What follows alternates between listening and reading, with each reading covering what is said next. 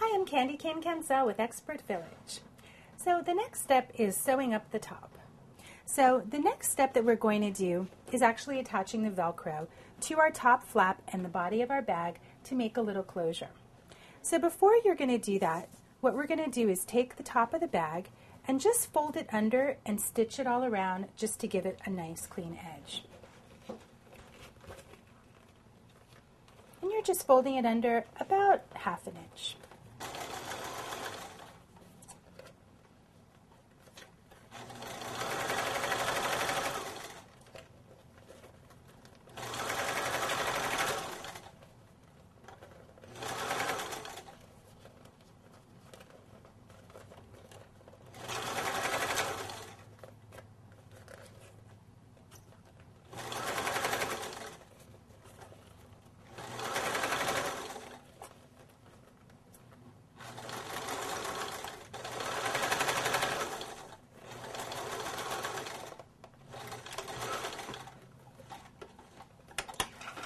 And now we're ready to attach the Velcro.